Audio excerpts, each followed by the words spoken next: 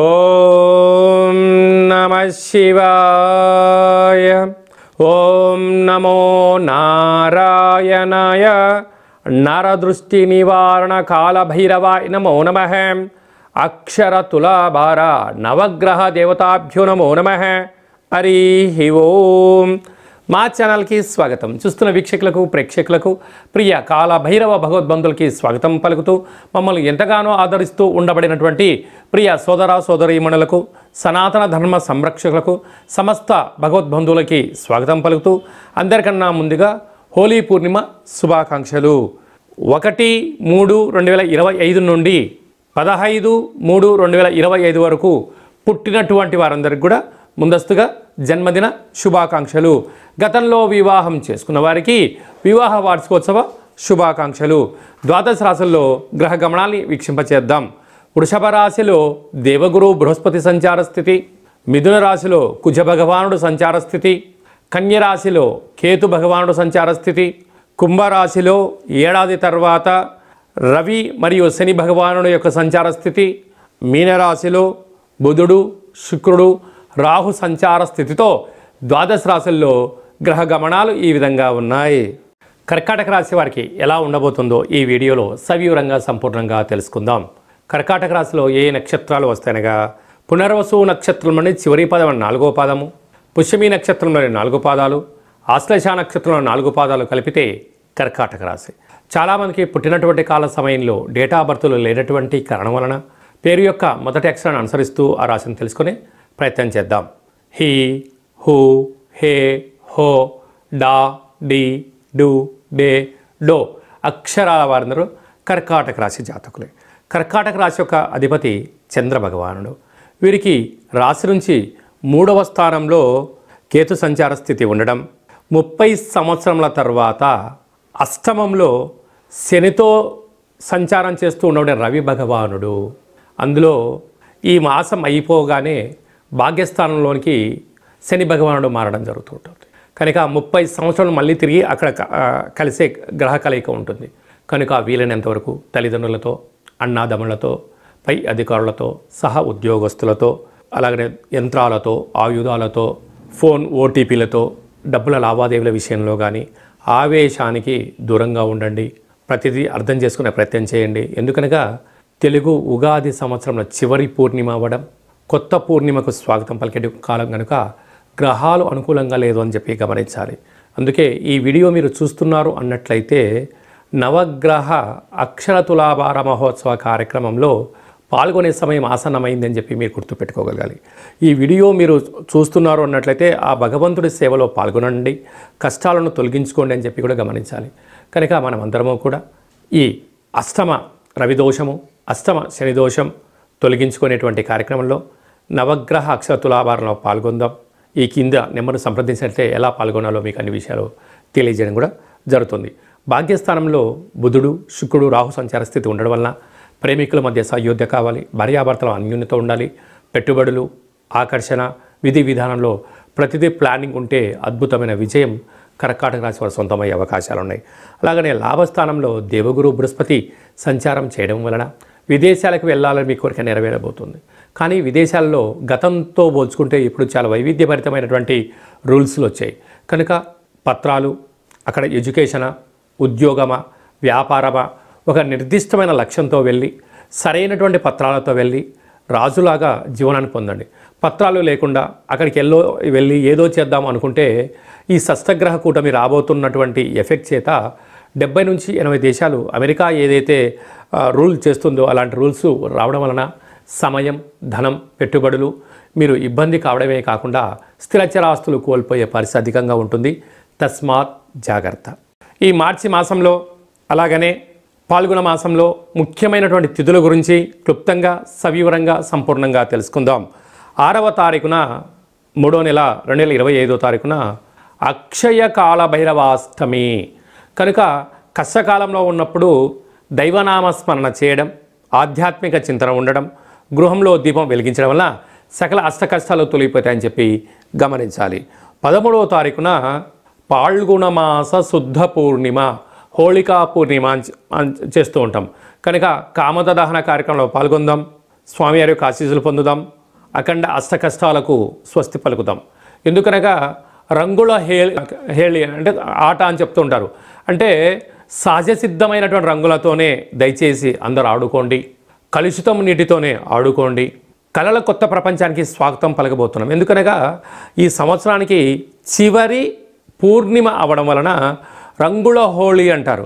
అంటే మనకు కొన్ని ప్రాంతాల్లో కొత్త పూర్ణిమ, వచ్చేటువంటి అమావాస్యను కొత్త అమావాస్య అంటారు. అంటే పాతదనానికి వీడుకోలు పలుకుతూ కొత్తదనానికి స్వాగతం పలుకుతూ ఉంటూ ఉంటాం. అందుకే మనం అందరము కూడా రంగులతో అలంకరించుకొని ఆడుకొని ఈ పాత సంవత్సరంలో అంటే తెలుగు సంవత్సరాల్లో ఈ జ్ఞాపకాలంతను కూడా మధుర స్మృతులను గుర్తుపెట్టుకుంటూ పడ్డ అష్టకష్టాలకు స్వస్తి పలుకుతూ అష్టైశ్వర్యానికి రాబోయే కాలంలో స్వాగతం పలకాలని రంగులతో ఆటలాడుకొని మంచి కొత్త సంవత్సరానికి స్వాగతం పలుకుతాం. కనుక ఆడుకునేటువంటి వారందరూ కూడా దయచేసి సహజసిద్ధ రంగులతోనే ఆడుకోండి. కలుషితం లేని జీవనాన్ని పొందండి. ఎందుకనగా చాలా ప్రాంతాల్లో స్కిన్, హెయిర్, కళ్ళు ప్రాబ్లం అయిన సందర్భాలు కూడా చాలా ఉంటున్నాయి. దయచేసి ఎవరు కూడా పండగ పూట బాధపడకూడదు అనేటువంటిది మన సనాతన ధర్మం. అందరూ క్షేమంగా ఉండాలి, అందరూ ఆరోగ్యంగా ఉండాలి. పాత సంవత్సర పూర్ణిమకు వీడుకోలు పలుకుతూ కొత్త ఉగాది పండుగకు స్వాగతం పలుకుతూ కనుక మనమందరం కూడా వీలైతే శ్రీ రమా సహిత సత్యనారాయణ స్వామి వ్రత పూజ కార్యక్రమంలో పాల్గొనడం, దత్తాత్రేయ స్వామి యొక్క దర్శనం, శివాలయంలో పూజా కార్యక్రమం, కాళభైరవ హోమంలో పాల్గొనడం వలన సకల అష్ట కష్టాలన్నీ తొలగిపోయి కొత్త సంవత్సరానికి స్వాగతం పలకబోతున్నాం. అందరికీ శుభం, జయం, లాభాన్ని భైరవ స్వామి వారు ఆశించాలని కోరుకుందాం. అది కాకుండా ఇంకనూ మనం విజయం సాధించగలగాలి అని అంటే ఏం చేయాలో అనేది మీకు ఒకసారి చూపిస్తాను. ఈ యొక్క పాత్ర కంచు పాత్ర అంటారు. మనకు రాసులు 12 ఎలా ఉంటాయో 12 యొక్క రాసులను ఇందులో అచ్చు వేయడం జరుగుతుంటుంది. ఈ పాత్రను మనం ఇంట్లో ఉంచుకొని ప్రతిరోజు ఉదయం పూజ చేసిన తదనంతరము, సూర్య నమస్కారం చేసిన తదనంతరము ఇలా శబ్దం చేస్తే ఓంకార శబ్దం రావడం జరుగుతుంది.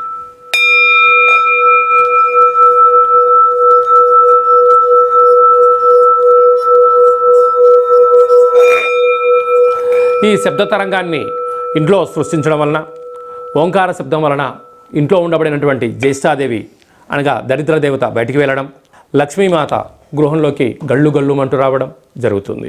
కనుక ఈ కాళభైరవ స్వామికి అక్షయపాత్ర, కాళభైరవ స్వామికి పిరమిడ్లు, డాలరు, కంకణము మీకోసం ప్రత్యేకంగా కాళభైరవ హోమాన్ని చేయించి వీడియో కాల్ ద్వారా చూపించి 27 రకాల వస్తువులతో దిష్టి తీయించడం జరుగుతుందని చెప్పి కూడా గమనించాలి.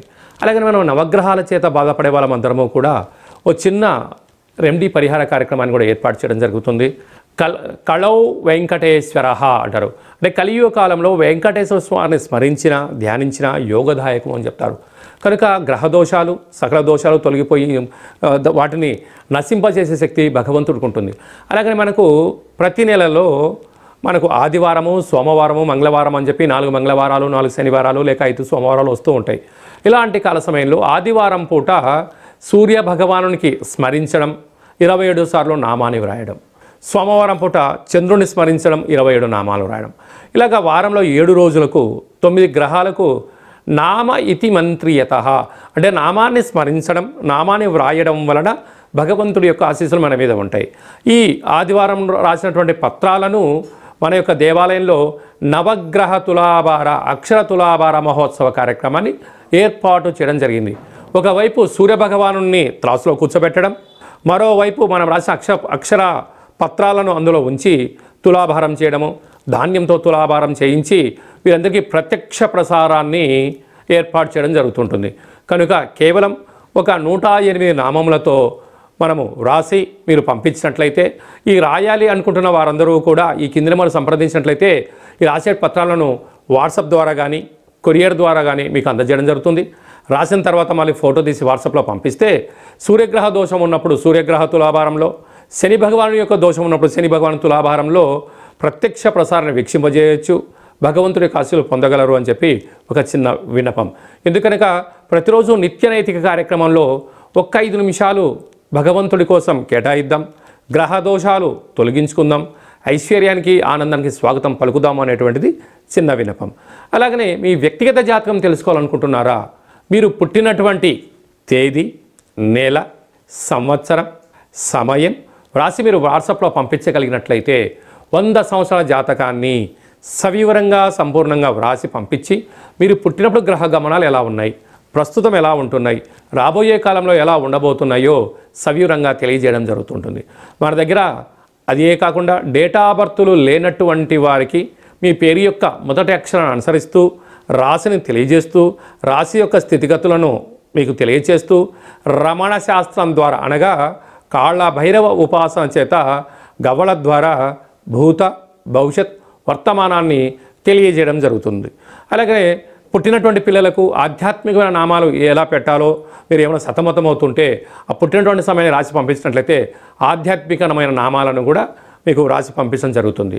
అలాగనే ప్రేమికుల మధ్య విభేదాలు కానీ భార్యాభర్తల మధ్య ఆటంకాలు కానీ స్వల్పంగా ఉన్నప్పుడు చిలికి పెద్దగా చేసుకొని పోలీస్ స్టేషన్లు గొడవలు అంటూ విడిపోయే పరిస్థితి అలాగా తెచ్చుకోకుండా సమస్య ఎందుకు వస్తుంది, వాటిని నివారించడం ఎలా అనే విషయాన్ని తెలుసుకున్నట్లయితే మనం సంపూర్ణమైనటువంటి స్వామివారి యొక్క సేవలో ఆధ్యాత్మిక చింతనగా ఉంటూ దైవనామాన్ని స్మరించడం వలన మిమ్మల్ని అద్భుతమైనటువంటి ఈ కష్టాలకు స్వస్తి పలికి ఐశ్వర్యం స్వాగతం ఎలా పలకాలో తెలియజేయడం జరుగుతుంది.